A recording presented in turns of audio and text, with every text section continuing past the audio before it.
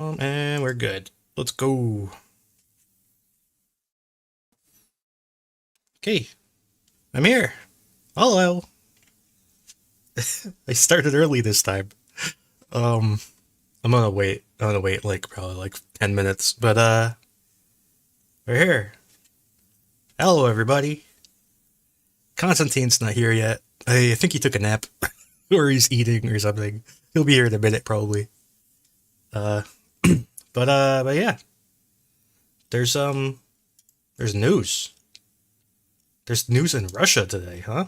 All the way over there. It's pretty crazy. Oh, you can't even see it on the map so far. All right, well, it's right there. All right. So, how's everybody doing? I hope everybody's doing okay. I'm glad. At least I haven't seen any news of missile strikes tonight or planes taking off or anything. Uh, oh, there it is. Yeah, there's no news of planes taking off. That's pretty cool. It's first time in a while. There's no planes taking off. Uh, Boom. Okay. Yeah, I think the planes should have taken off already if they're gonna do anything because it takes them like 5 or 6 hours to get into position, and it's pretty late now. So yeah, Ukraine did a great job shooting down missiles. I mean, the ones yesterday. I mean, obviously, I don't know the exact path they took, but from what I understand, they kind of flew from the Caspian Sea like over to the Black Sea, I think, and then curved up like that, like this kind of thing. I guess I could draw it because I got my green screen out. It kind of went, I think, from what I understand, it went kind of like that. Uh, because they were talking about how it was actually it may have been more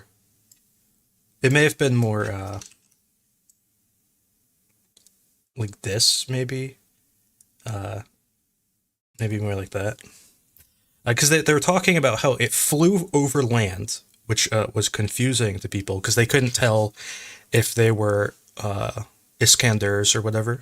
And then it kind of flew over the Mykolaiv region, and then it kind of flew north over these, kind of near these two cities, and then to Kiev. So it was kind of a weird route. It wasn't a common missile path. Uh, but Ukraine shot most of them down, so that's pretty cool. Constant Hello, Constantine's here. How you doing? doing great. Thank you. How are you?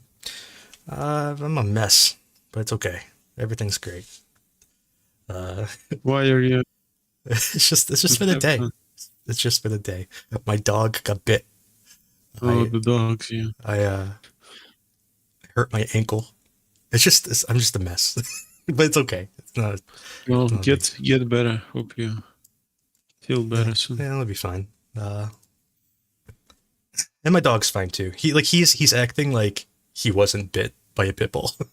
It's like he doesn't care at all. He just has like a hole in him. But other than that, he's fine. Gotcha. What happened to that pit bull? Um, we were just kind of like walking down the street, and the dog just like ran through the front door and like ran straight at my dog and bit my dog and then ran back inside. That's pretty much what happened. Oh, so you did not even see the owner? The owner kind of was running frantically after the pit bull, and he was No. like, "I'm sorry, I'm sorry, I'm sorry," and then like just ran back inside. So it was all very chaotic. It was very weird. I didn't know my dog was bit until I got back home because he didn't like yelp or anything. It was weird. It was a really weird situation. Gotcha. But anyways, Yeah, yeah, and they can hear you. I managed to because I figured the plugin would be broken again because like the plugin is just always broken, so I fixed it before you even arrived. That was thinking ahead. But anyways, so there is some movement on the front line today in two different places. And first, I'm going to talk about the place. Oh, it didn't save my map edit. I hate when it doesn't save my map edit.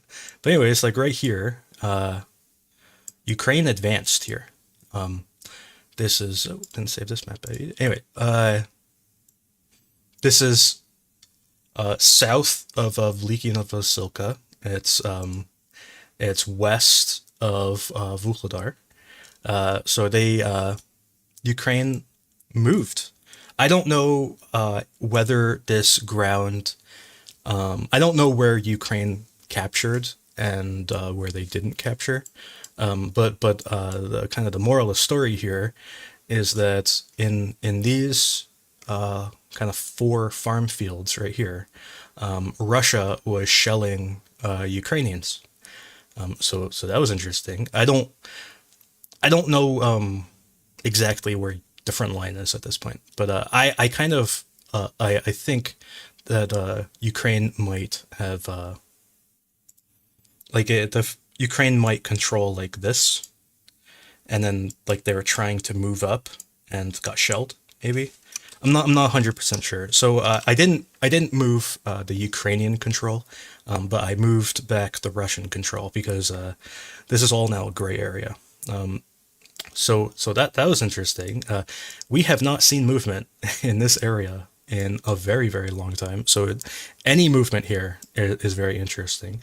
And then also there was supposedly a successful Ukrainian attack west of Klishivka towards the canal in this area here. And the outcome of this attack is kind of unproven at this point. The Russians, of course, are claiming that the Russians are claiming that Ukraine broke through their line because the Russian line was. I'll try it. The Russian line was like here. It's a really bad drawing. Here. It was like that. So the Russian line was like that. So the Russians say that Ukraine broke through this line and then Russia counterattacked and took it all back. Ukraine says they broke through the line and then kept going. And I've not seen proof of either of these, so I just kind of marked it as a gray area. And War Santa's here. How you doing, War Santa? Okay, he's not talking, but that's okay. Anyways, so that's kind of the situation here. I have not seen. I guess we'll find out soon what actually happened here. Whether Russia successfully defended it, or if Ukraine captured it, or if it's all just like gray area. We'll find out, I guess.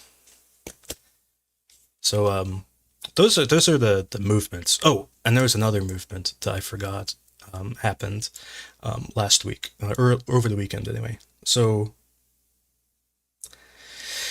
yeah, that's the claim about the Third Assault Brigade and all that stuff. So anyway, so up here near Kupiansk. So this kind of has a backstory to it.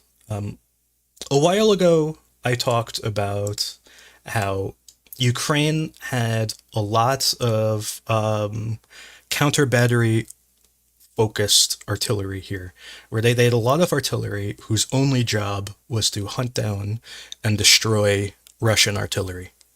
And they did a really good job. They basically wiped out the Russian artillery in this kind of area, like right here. And oh, I forgot to delete my line.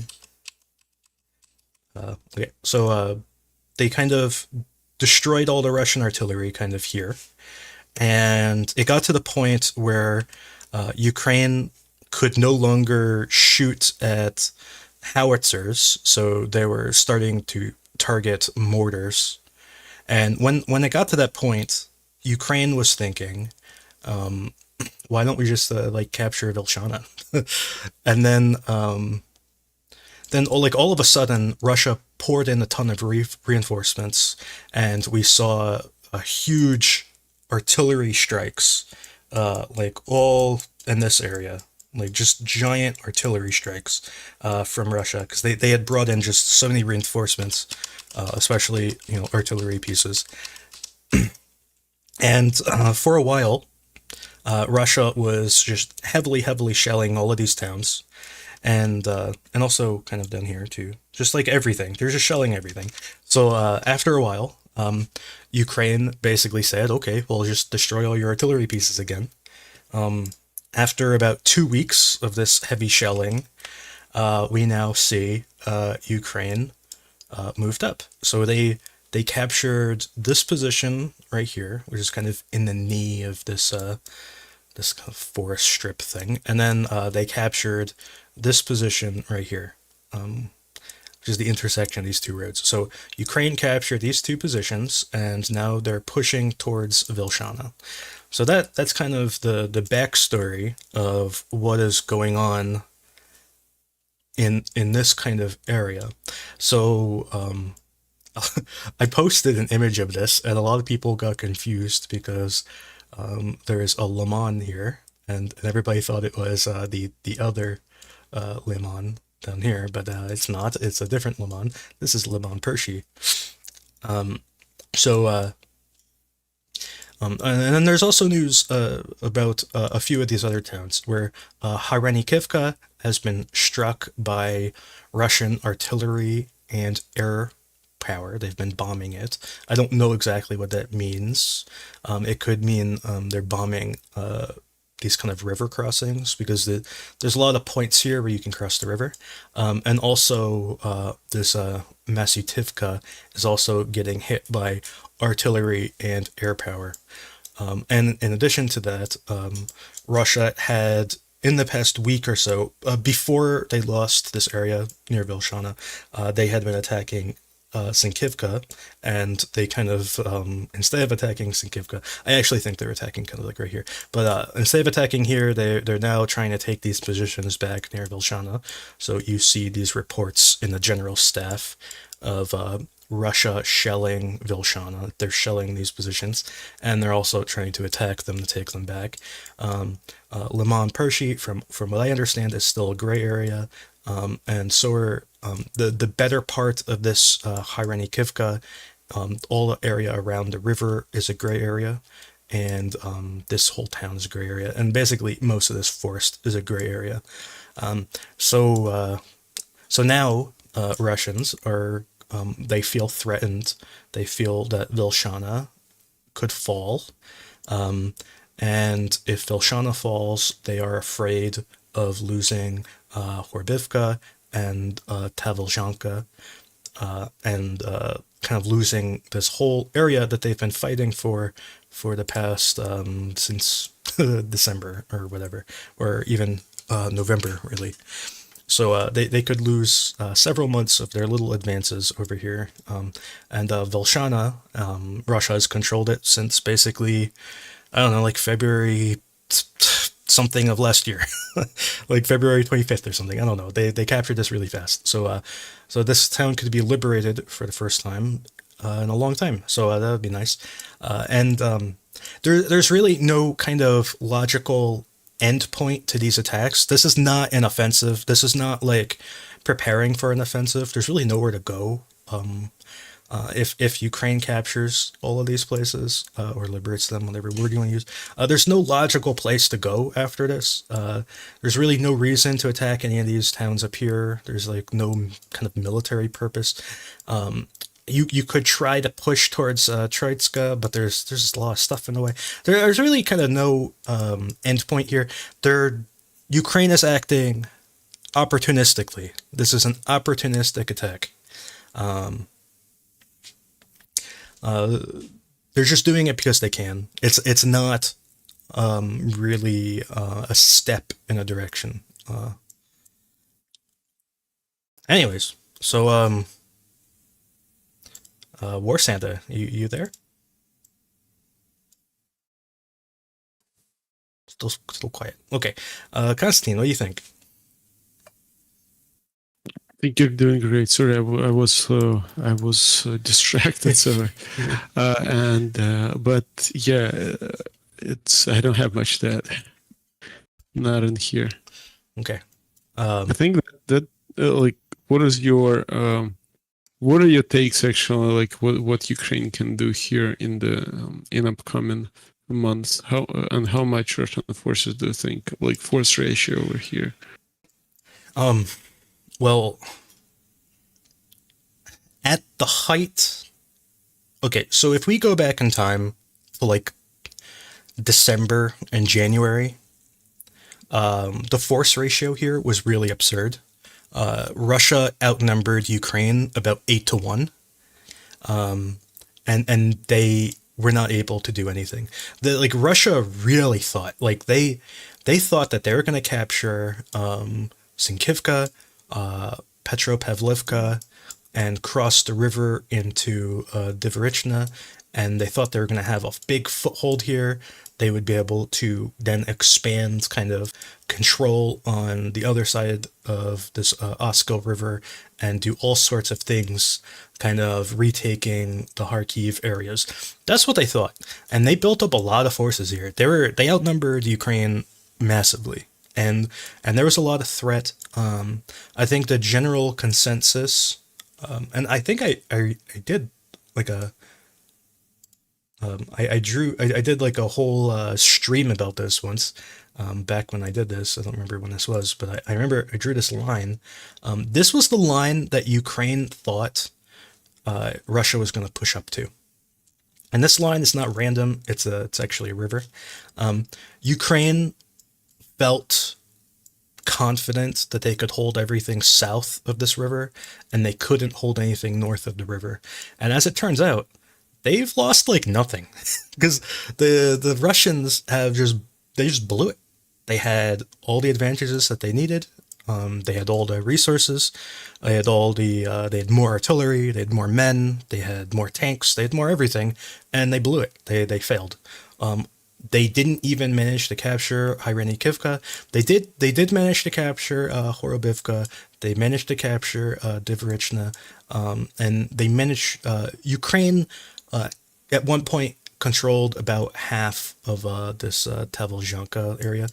Ukraine held this entire position up this river up to here at one point, and they had lost that. But beyond that, they never lost Hrynikivka, the whole thing anyway. They never lost Masutivka. Liman Pershi was never actually lost, and it was a disaster. So now, Russia is pulling, from what I understand, they've pulled guys out of here. And they've sent them, I don't know where, but they sent them somewhere else. Maybe the Bakhmut, I don't know. But they've pulled guys out of here. So now the force ratio, it's not 8-1 anymore. I don't know what it is now, but it's not 8-1 anymore. They've lost a ton of artillery. And they've lost so much infantry and so much artillery that their ability to defend is questionable. Just the issue here is that where do you go? Where does Ukraine go? Like, like, because like there's like no like obvious way to go east. There's no like big roads or anything. It's all like little farm roads, like there's no highway, there's no anything going east. So there's like no obvious way for Ukraine to take advantage of this. So what you're saying, there is no strategic targets in this area? Yeah, the biggest target would be Troitska, and then that's like actually pretty far away. And it's right on the border with Russia, right? Yeah, it's right here. This is an extremely important town for Russia. But there's no obvious way to get there. So I don't really know what Ukraine can do here. They can improve their position. They can take back, all these places they lost. They can take Vilshana. and then what? You're just kind of like you're there now. So this isn't really like a major.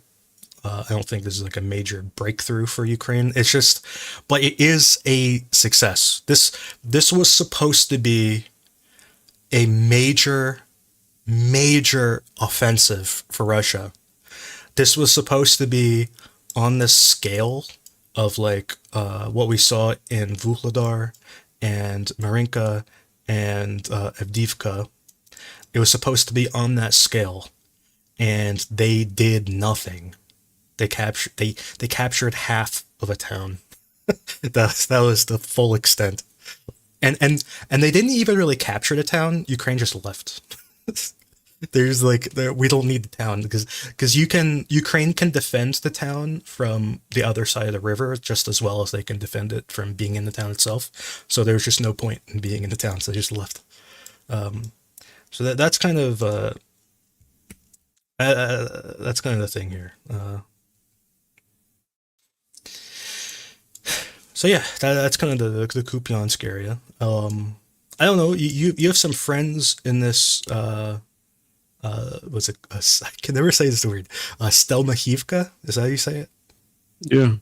Yeah, there are not that much changes there. Just shelling back and forth. Some minor attacks up the sides of the platoon, but everything was repelled from the Russian side. But that's all I can say. There were no major changes. We have pretty strong positions over here, dug in pretty well. I'm sending drones there right now because they lost a lot, so just try to compensate them with. Yeah. So yeah, I have like almost no information from any of these areas. I do know that south of Plashanka, Ukraine destroyed several mortar positions in these two forests over the past like 2 days, and they've also done this before. I think either you or Tanya posted a video, I think, of this area, right? Ukraine taking out a mortar position. Yeah, that was me. Yeah, we took destroyed by 26th Brigade. I think the video you posted was right here. Yeah, it looks like it. And then the past few days there was another one like here, another one like over there. So they like using these little fingers to shoot mortars apparently. They allow you to hide. Yeah. Apparently not well enough. Not very well. It maybe makes you feel safer than you actually are. Yep. But anyways, so that's kind of like all the news of this area that I got. There's like nothing in this whole like region. There's like some shelling in kind of the towns in the Borova community. There was some shelling, but like whatever. Anyway, so getting down to Bilohorivka, I have like very very little news updates from here since the last update, which was like last week.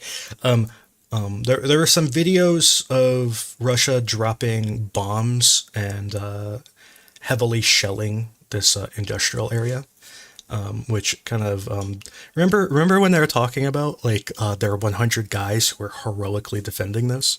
Well, they dropped bombs on those 100 guys apparently, because I don't know. Oh, I don't know what happened to those 100 guys, Constantine, but they're getting shelled pretty heavily.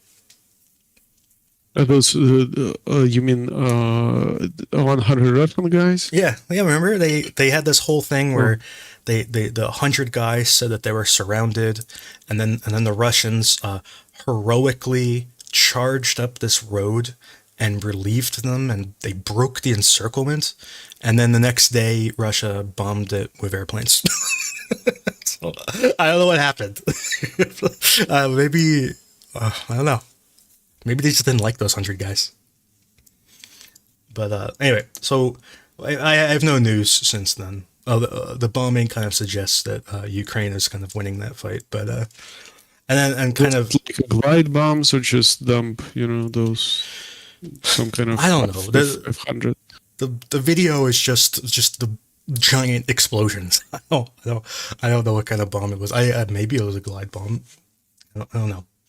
But it was just big big explosions is all I saw. But and then kind of Spirna is the same sort of thing where Russia has been trying to assault West, and they've been losing like T-90s. They've been losing BMPs and BTRs. It's not going well for them. So, and then when we get closer to this kind of Solidar area, Ukraine went on a minor offensive, I guess. I don't know. It's kind of a strong word for this, but anyway, Ukraine cleared some of these positions along this river, and turned this area into a gray area, which I already had as a gray area. I don't know how strong Russia held these positions, but anyway, so Ukraine kind of knocked Russians out of these positions along this river. So that's kind of a minor attack, I think. So then, when we get closer to Bakhmut, there's fighting in Bilohorivka. I don't really have any information about that. There's heavy fighting near Hromove, where Russia is just sending these kind of large assaults, from what I can tell, like big assaults. I don't really know what direction they're coming from. I just kind of like randomly just, they might be coming from this direction. I'm not really sure, but or they might be coming here. But anyways, they're big assaults on this highway, and they've not been successful. Although they've been throwing, from what I understand, just a lot of resources at this, and Ukraine is trying to hold these positions. They're because they're very important. We have a question about Ukrainian glide bombs. Constantine, do you want to talk about those bombs? You mean the ones that united the kits that were provided, Yes. JDAMS, to Ukraine? Yeah. I have not heard about any changes. I remember there was a problem with using them. They did not detonate. One of the issues was, and then they were just not as precise as expected. But since then, I heard that it was fixed, but I have not seen any confirmation. So that's all I can say. Nothing changed since then. Maybe you know something. Yeah, all I've heard is that they're susceptible to jamming, basically. But anyways, Yeah, so everything is susceptible. If you rely on GPS and you have GPS jamming, then obviously you will have trouble using whatever relies on GPS. There is not much. There are some algorithms that allow to, for example, there is difference between Excalibur and HIMARS. HIMARS was much more resilient to GPS jamming, but still it was not completely proof of that. So I can imagine it's the same here. I don't know if they found a solution for it. Yeah, I mean, I'm not an expert on GPS jamming, but from what I understand, the more space you have to work with, the more options you have for making a more resilient product. So, like a Gimler has a much bigger warhead than like an Excalibur, right? And the Excalibur is much bigger than like these upgrade kits for the what are they called, PGKs or whatever, for the standard artillery shells. So the standard artillery shell that you can give these GPS upgrade kits to are easily, like much more easily jammed than an Excalibur, and the Excalibur is easier to jam than like a Gimler. And I think just generally speaking, when you have more space to work with, you can add more gadgets and technologies to resist the jamming. So these upgrade kits for these bombs, I believe, are relatively small. So you don't have as much space to work with. So you can't add as many different ways to be resilient against the jamming.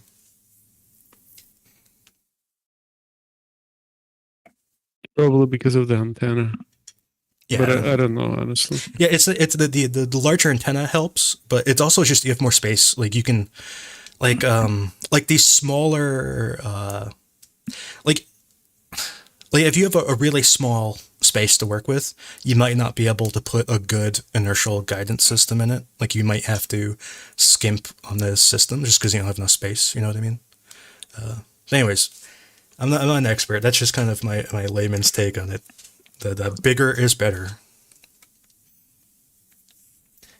But anyway, so we're getting back to the Bakhmut. Um,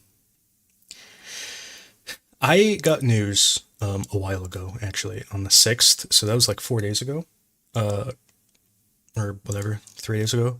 I got news that Russia had moved up 2 blocks along the street here, and I marked it this way.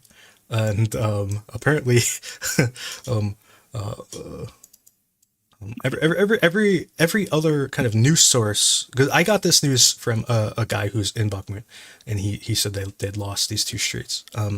Uh, every other news source I've seen has been like slowly moving up the Russian position here. And I don't know if my guy was just like a doomsdaying that they lost these 2 positions, or if he was right the whole time. But either way, I might have been premature, but it seems that Russia has indeed captured these positions. There's also some news, although I have not been able to personally confirm it, that Russia also captured several blocks in this kind of middle area. I haven't been able to confirm it myself, so I've left it as a gray area. And then this whole the same guy who told me about this part, he also said that Ukraine has lost this entire position here, but that seems like far fetched to me. I don't know. I'm still waiting for some confirmation that Ukraine has indeed lost this entire position. Uh, but he's basically saying that this strait is the entire front line in the south at this point.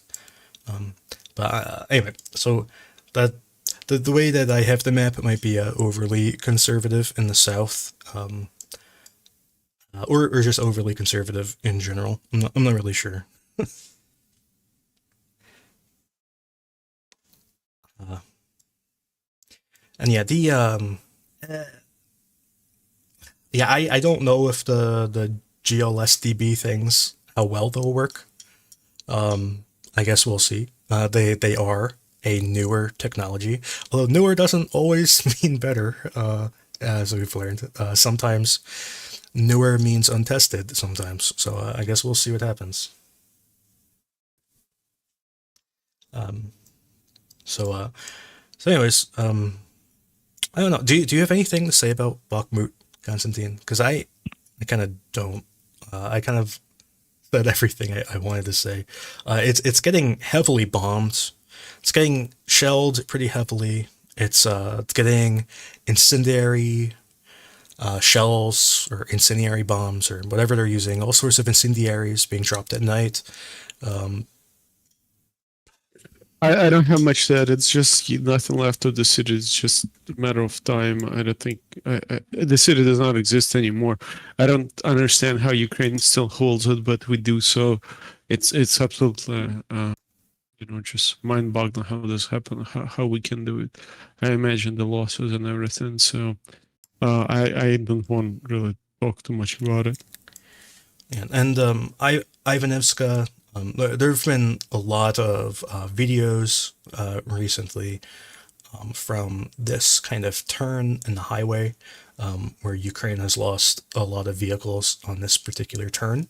And that's kind of all the news I have about Ivanivska. Russia has been trying to attack Ivanivska. I don't know if Russia is coming from this way or this way. It might be both.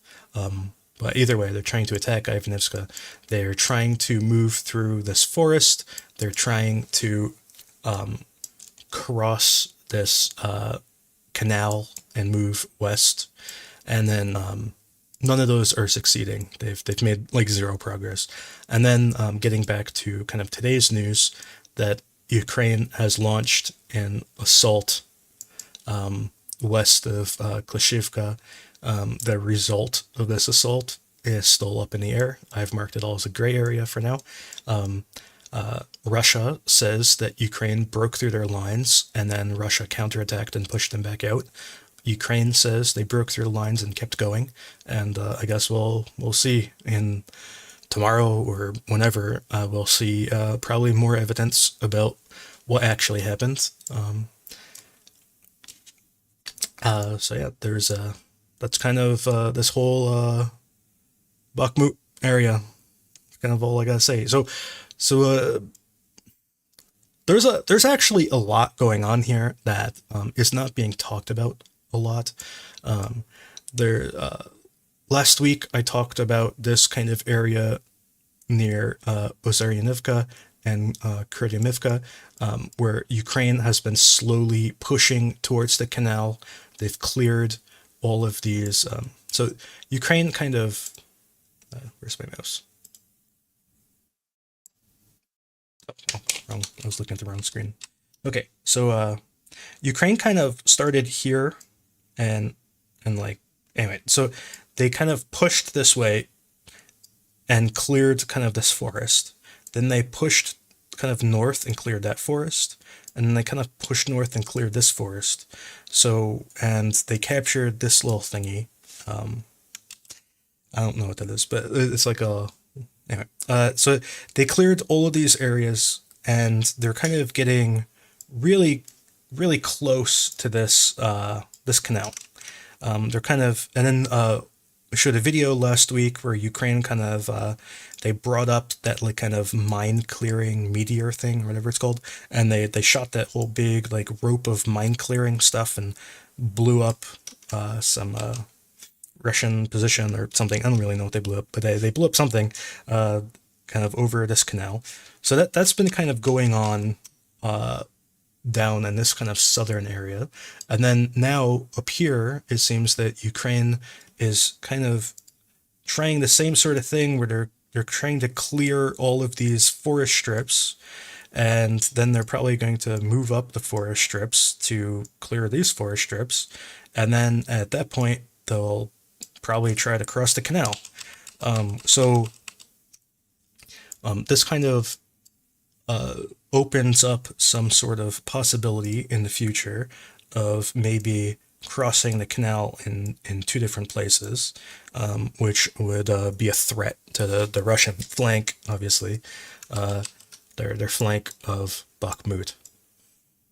And I don't know if Ukraine will ever do a large attack here, but if they were to do a large attack, this could be a supplemental attack to support another attack somewhere else. Where could those attacks be? It's possible that they could attack kind of this way, and then maybe this way, maybe, and then this sort of southern push could support it, maybe. There's also maybe some possibility they could go this way, maybe. I don't know. But these kind of pushes here could supplement something else. It could also supplement maybe we saw Ukraine supposedly push this way, so maybe they could do this sort of thing and push in these two directions. Who knows? I guess we'll see in the future. Constantine, what do you think of that? I cannot add anything here. So it's your show today. I'm working in parallel, trying to focus from time to time. Sorry. Okay, so moving on to this Avdiivka area. There are videos recently of positions in Novobakhmutivka being Russian positions being shelled and destroyed. I talked last week about how this position, this Ukrainian position, had been unfortunately lost. Actually happened a while ago, but it really is very lost at this point. And I don't know if Russians are actually there. I'm not convinced that they are. Having seen videos of these positions, I'm not convinced there are Russians here, but it is Russian controlled. And there've also been some videos of positions in Krasnohorivka getting destroyed, along with some positions that I saw today in Vodyana. There was a ammo position here. There have been anyway, so there've been various positions all around these towns getting hit and destroyed pretty frequently by Ukrainian artillery, mostly mortars, I think. So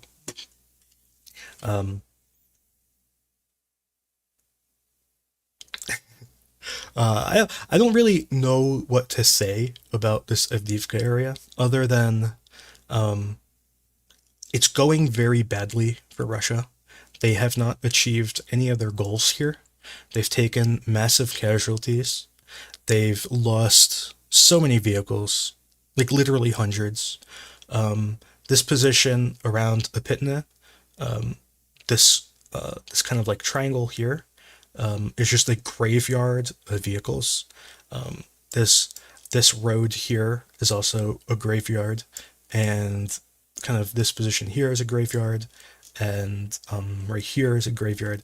There's just piles of dead tanks, destroyed MTLBs, Kamazes, like BMPs, everything. It's just graveyards of vehicles. They've lost so many, and similarly, these positions along these fields here are graveyards of Russian armor, and similarly, this kind of field here, this whole field is a graveyard for Russian armor. We've seen they've lost. There's like one position like right here where there's like 10 Russian tanks all right next to each other destroyed. So this whole area has been a disaster. Now it's kind of getting to the point where Ukraine could potentially take advantage of Russia's losses. They have to an extent. They've pushed and cleared the position around these like lake pond things. I think they're ponds. They cleared the positions around these ponds, and this kind of area south of this town, whatever this town is, this kind of area right here, it was cleared, and also this area here has been cleared, and I believe this area has been cleared. So Russia, Ukraine has been moving slightly. They've been taking advantage of some of these Russian losses, but will there be a point where Ukraine puts more men here and does something? There was kind of this apparent attack of opportunity right here, east of Novosilivka, but could there be a stronger attack, maybe through Novobakhmutivka, maybe through Krasnohorivka to Novosilivka Could there be attacks south into Vodyana and Opitna and taking back Pisky potentially? Maybe. I don't know. This is it seems like a good like a high potential that Ukraine could commit resources, and if they did commit resources, they probably could take back land. But the question becomes, is this land worth taking back? Would the losses justify it? Would the gains justify the risk? Even if there is not much losses, it's only makes sense just to stabilize the line. That's basically, there are no strategic objectives here. I don't think Ukraine has a plan to punch through to Russian border or something to the east here. It's not doable with this kind of force composition that we have. Even with all the brigades that we have, it will require much more forces, and it's a too much risk operation. I think that's just my thoughts. So I can imagine Ukraine doing something, but it would be limited to just pushing Russians back to make sure that there are more communication lines to Avdiivka. because we just, the Avdiivka is a well defendable position, and taking back part of the area around it would just secure it, not rather provide some real tactical or sort of strategical benefits. So if we're talking about large counterattacks, I don't think it makes much sense here. If we're talking about tactical improvement of the situation, then yes. Yeah, the situation here, from what I understand, Ukraine is kind of defending with the fewest men it could defend with, and they've been doing a pretty good job at it actually. And the Russian power here is just it's severely diminished. But anyways, so this that's kind of all I wanted to say is that there is some potential for a Ukrainian attack. I don't know if it's likely. I don't know what the purpose would be, but it seems that this is a position where Ukraine could potentially try something. There are worse places Ukraine could attack, and we're going to get to one in a second. Now, moving south, Marinka, I have like no news for Marinka. It's all like kind of unchanged. The same sort of deal in this whole Vuhledar area. Getting back to Velya Novosilka, I talked before about how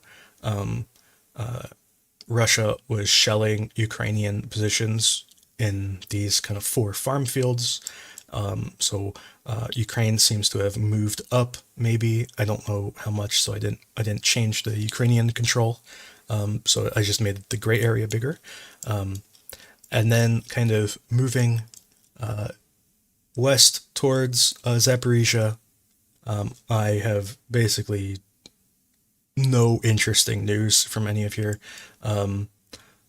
Kharkiv is getting bombed pretty regularly. Russia seems to be focusing on this sector of kind of the northern part of the city, hitting it with bombs. Gulipol is also getting heavily bombed. There have been missile strikes. This Avdiivka town has been hit with Smerch, I think like 3 of the past 4 days or something. I don't really know why. This other town of Vilnyansk in the past has been getting hit with missiles. Not recently, but in the past it has been, especially along this this kind of train station area, getting hit by missiles. And Makivka is kind of the next town east of that train station, so maybe that's why it's getting hit. The area around Enerhodar is getting pretty heavily shelled. This kind of little farming town on the river over here. Ukraine has been heavily shelling this town as well. There's several videos of it. And then moving over towards Kherson area, Russia shelled Ukrainian positions on this little island, this house in particular, this little red house. So Russia is shelling Ukrainian positions right here.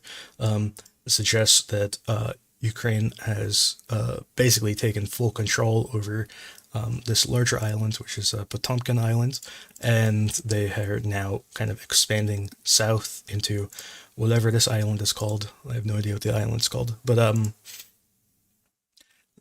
so yeah, this island was once considered Russian controlled as of a week ago, and now Ukrainians are there. It's kind of funny. So yeah, that's and also the Kinburn Spit is getting very heavily shelled. Russians are pretty upset about how heavily the shelling is, and they've been responding by shooting Ochakiv. So that's kind of most of the news that I had. Oleshki, this forest area, Russia is keeping a lot of their artillery and stuff in this forest, and Ukraine pretty regularly shoots that forest. So yeah, that's all.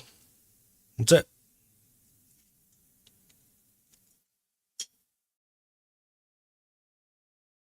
I hope I was good enough emotional support for you. Thank you.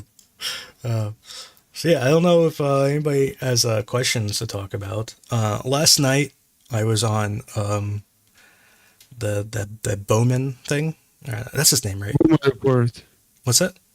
Boomer report. Yeah, I was on that and answered a lot of questions. I don't know if anybody has any more questions. I could answer more questions. Um, so yeah, a few smaller details. Berdyansk has had a bunch of reported explosions recently. Um, some are saying that the explosions are caused by Ukraine. Supposedly, I don't know if this is true, but supposedly there was an explosion in Berdyansk today. I assume near the airport. There's an explosion in Berdyansk, and ambulances carried away people. That was a report. I don't know if it's true. It's hard to verify stuff like that. But anyways, there's reports of explosions in Berdyansk. It could be Russian training people, or it could be Ukraine like shooting drones or something. I have no idea. So yeah, there was in this town here. Um, what's the name of this town? I forgot. Anyway, this town here in Zaporizhzhia, Ukraine struck the cafe, and apparently the cafe was a meeting point for Russian officers or something. So they blew up the cafe, and and that's kind of a oh, and at this shoe factory in Pervomaisk, this little shoe factory, which it says car wash, but it's actually a shoe factory. Um, Ukraine apparently struck it with Gimlers and something. It blew up. It was like an ammo depot.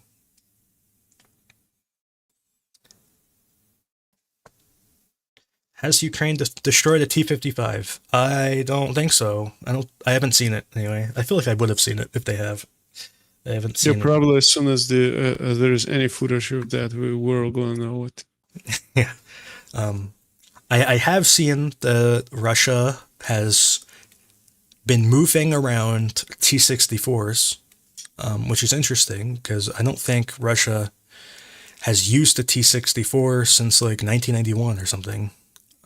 Because when Ukraine split off from the Soviet Union, they uh, they lost like all the machinery and whatever to maintain the T-64s, so they kind of got rid of them all, and they threw them into storage.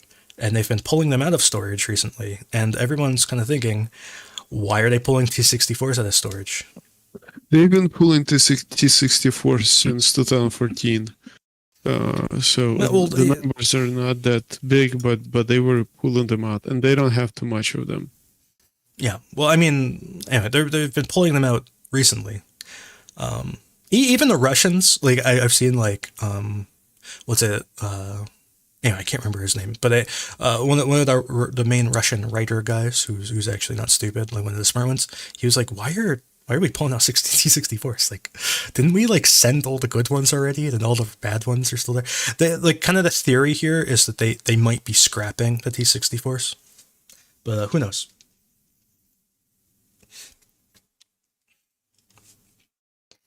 That's kind of all the news I got. The last night in Kharkiv, there were a number of S-300 strikes. Most of them did very little damage. I think, from what I understand, one caused a forest fire. I believe this one in Sapivka, it destroyed the windows of a guy's house, which is pretty rude. Um, in this Solniantsivka or whatever it's called, it started a forest fire, and in this one over here, Korotich or whatever it's called, they landed in an empty field. So that was a really successful S-300 strike.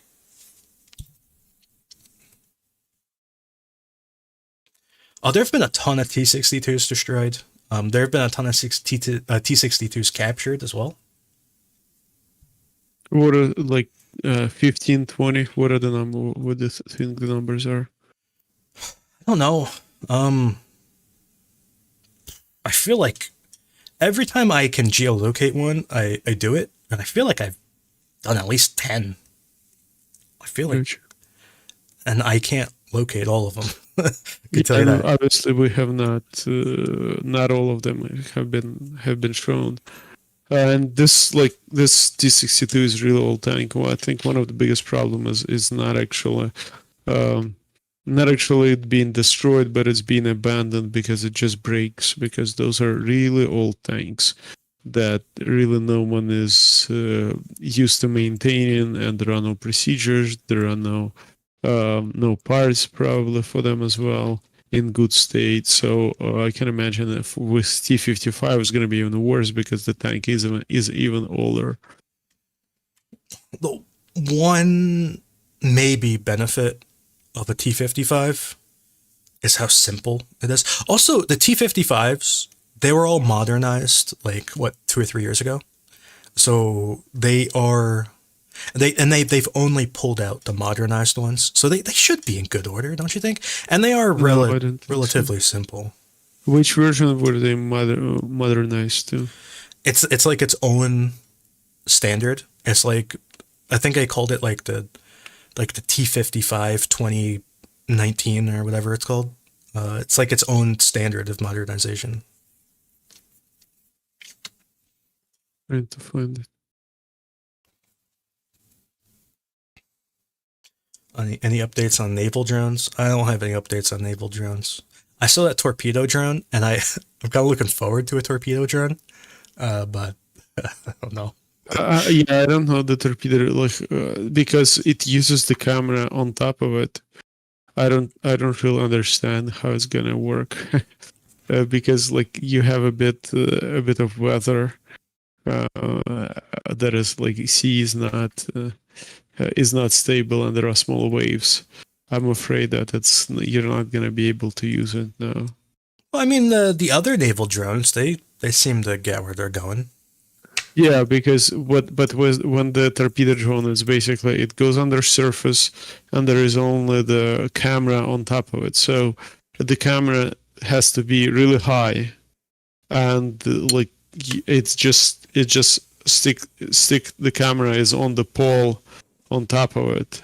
So the distance for it not to break is really small. So it can go just as maybe like 40 centimeters above the water level, and that's not many waves. This is a small wave that would just cover this camera. So I have my doubts, but we will see.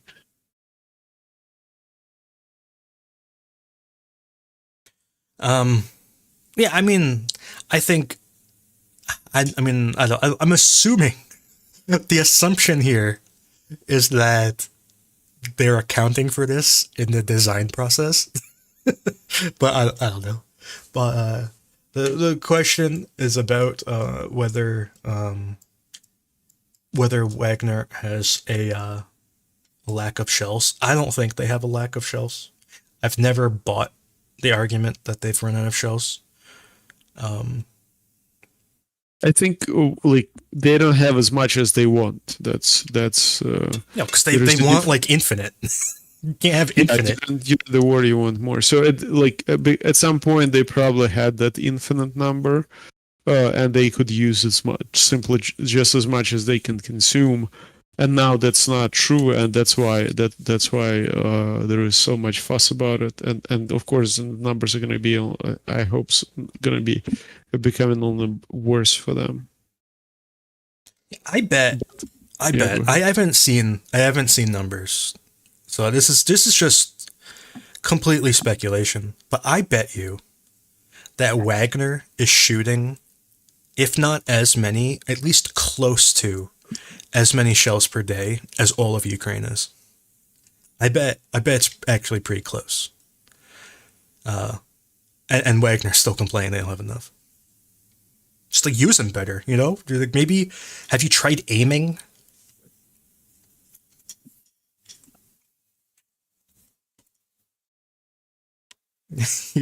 Yeah, Misfit. I'm basically done, Misfit. I'm just taking questions at this point.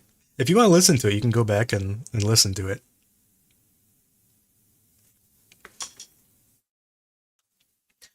Yeah. Misfit, how do you keep getting banned? You've been, you get banned like every day.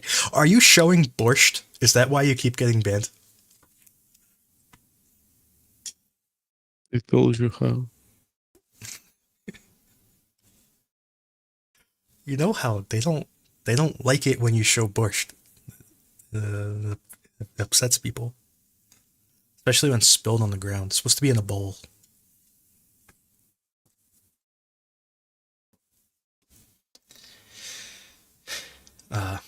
What's going on in the corner? Not too much that I know of. There's like Ukraine is doing some like minor recon. Vodiana has been getting shelled, which is interesting because it had no no reported shelling for like 8 months or something. Some of these other towns are getting reports of shells. Konstantinivka is getting reports of shelling. This Elizabethka or whatever. I never know how to say the name. Anyway, it's the Elizabeth town. That's how I think of it in my head. Anyway, anyway, these towns are getting shelled. Like along this highway, is reporting a lot of shelling. Um, Other than that, I don't really see much happening. There might be things happening that I just don't have news of. That's possible. I would not be surprised if Ukraine is moving south right here. That would not surprise me, although I've seen absolutely no evidence that they are. And similarly, Ukraine seems to be bolstering these positions west of Pavlivka. They seem to be kind of flirting with the possibility of moving south towards Novomayorsk, and and like I've said, that they seem to have moved south from Velya Novosilka. So this is all kind of things. So regarding the Storm Shadow, there's no confirmation that I've seen, like official confirmation, but it seems like pretty likely. I don't. There's so much evidence pointing towards those missiles arriving that it seems pretty likely at this point. For a lot of reasons, a lot of behind the scenes reasons. It's just I think Ukraine's going to get the missiles soon, but it's not been confirmed that I've seen. I think they're just trying to figure out right now how they're going to be launched. I mean, if they haven't solved it already, I think they have solved it. You think so? I think so. Yeah, I think they have solved it. I think they're actually implementing it. I think that's kind of the thing. I think we're not going to hear about it until after the missiles are already in service. Like I think we're gonna probably be like, oh, by the way, the missiles have been in Ukraine for the past month. I think that's the kind of news we're gonna get at some point in the future. Uh, Anyways, it's not been officially confirmed yet.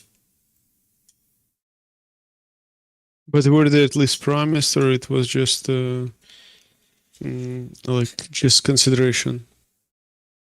I mean, I've read so much about it that I don't even know which the official statements are. Um, I think I don't know. I don't know. I don't remember what the official statements were. I think they're going to be launched by a truck. I think that's my opinion.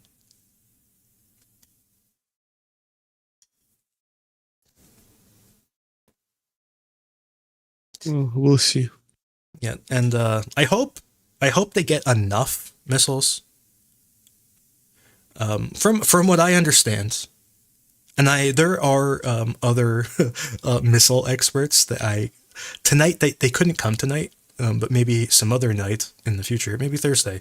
But from my understand, not Ukraine, the UK has a stockpile of missiles that are now like obsolete because they made like a new missile, and they're like, what are we going to do with the stockpile? Let's give it to Ukraine. So I think that's kind of the thing that I'm getting. Yeah, and the United States said again today that they're not going to send ATACMS. Um,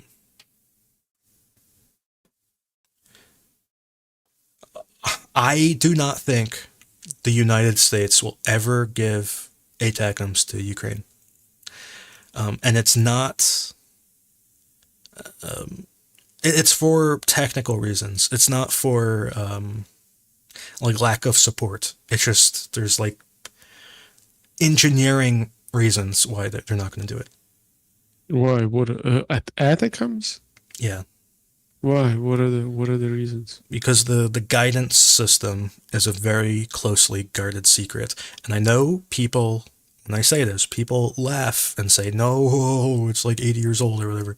No, it actually is. It's a guarded secret, and they don't. You Oh, not that, more like you mean United States does not want to share. That's what you mean because yes, it sounded like you saying that they don't. there is something that Ukraine will not be able to use. Like No, no, I don't know. Ukraine could use it. I think that'd be no problem. It's just the United States isn't going to give it. I really don't think you'll ever see it. I think people should stop talking about it. I don't think it's ever going to happen. I think you're just going to disappoint yourself if you keep hyping on it, because I don't think it's happening. I could be wrong, but I don't think it's ever going to happen. Well, we'll come back to you in a month. Well, Gimler's extended range, that would be useful. Really, Ukraine just needs like an extra like 10 miles. To be honest, I would say like yeah, this is important to strike deeper as well, really. But also, what's important is to have a more powerful missile, even if it's on the lower, at on the smaller range, because when especially when storming the fortifications, we need something that is a bit more has more firepower than 155 millimeter shells or HIMARS. It's isn't it those are small missiles, so. isn't it amazing how like this problem of these short range like explosives was like totally solved in like World War II and like Vietnam, and now like nobody has it. Like the technology just disappeared. Like What do you mean? What is the technology? like in World War II, the Japanese, I can't remember what they're called, but they had like spigot mortars that fired just like they're like man-sized bombs, and like it would shoot. It was like a garbage can full of high explosives that they would shoot out of like a spigot mortar, and it would just like tumble through the sky and like land on a position and just blow up, just a giant bomb, you know.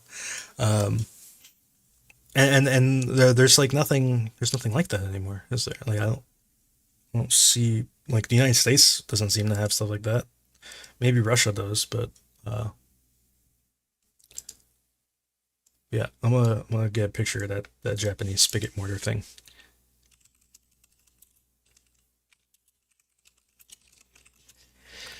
I can't remember what they're called.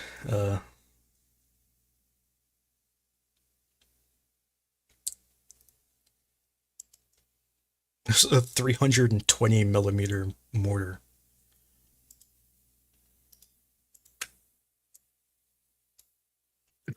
200 millimeter. Well, No, it's like 320 millimeter. oh. It's gigantic. It's a big boy. So like the decision was I apologize. The decision was to switch to missiles, right?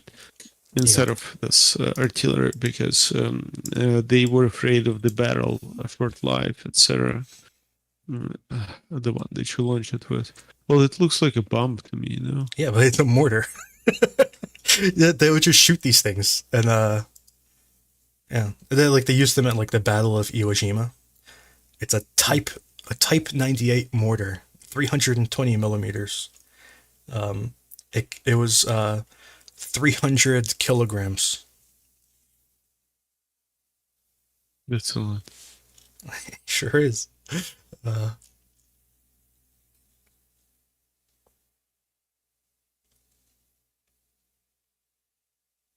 yeah. Anyways, that's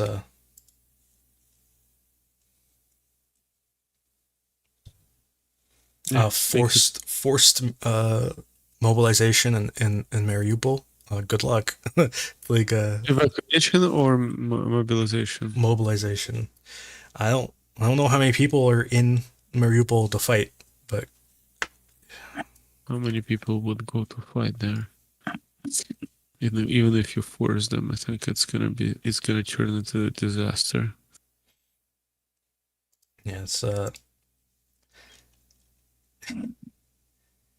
this is kind of the firing platform for these mortars. Uh, this is it's a see, it's a spigot mortar, so it like the mortar goes on top of the spigot. That's what the spigot looks like. Oh, gotcha. And you put it on, and it goes. Looks like a Lenin monument. Yeah. They didn't like fly straight either. They like tumbled through the sky. The bomb is 225 pounds of 1,000-yard range. Not too far. No. So from what I understand, the Japanese, they basically put these at the front of a cave, and then they put all the ammo in the cave. And as the Marines were charging up the hill, they would shoot these down the hill. Gotcha. Not very friendly.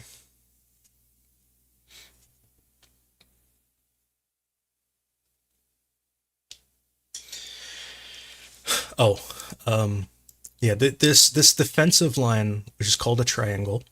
I forgot to talk about this before. See, this is the triangle. It's right here. That's the triangle. Um, it's probably one of the most heavily defended areas that Russia has constructed. At least new construction. I'm not counting the old, you know, pre full scale invasion lines or whatever. But this is all defended in like deep echelons all through this whole kind of triangle area. So this whole area, I don't think Ukraine will attack. I think Russia has built this up so much, and I'll kind of draw it here. Russia has built up this position so much, and it's not just a Russian thing, because Ukraine has been. They would kind of move guys like this, like kind of like this, and kind of move guys into these kind of positions, and they would just put all these guys here, it would be like, you know, a bunch of tanks, a bunch of infantry, a bunch of artillery. Like they would just kind of like move guys in these positions, and they would do it to scare the Russians, and the Russians would push guys, you know, into here, and then they would kind of build some defenses, and then Ukraine would kind of move their guys somewhere else and just kind of go somewhere else. And Ukraine has been doing this like over and over and over again, basically since like summer of last year. so it's not just that Russia has been defending this. It's also that Ukraine has been kind of coaxing Russia into defending this area. So it's kind of like the two. It's kind of like a cat and mouse sort of thing, where they're kind of playing with each other, building all these defenses. And from what I get from this is, I think both sides kind of recognize that Ukraine isn't going to attack here, that they would attack somewhere else. But the where else is kind of the question. Would they attack this way, this way? Who knows? But I really doubt Ukraine will attack here. Um, but I guess we'll see what happens. Maybe I'm wrong.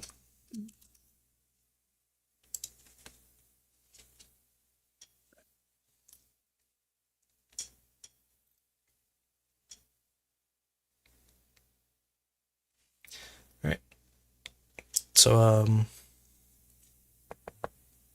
yeah, I don't know what else to say.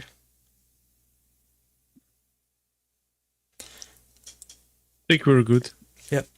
So Yes. I guess we'll be back on Thursday. Yep. Thank you everyone for coming and listening to Andrew. Yeah. All right. Thank you, everybody. Yep. So we'll see you on Thursday.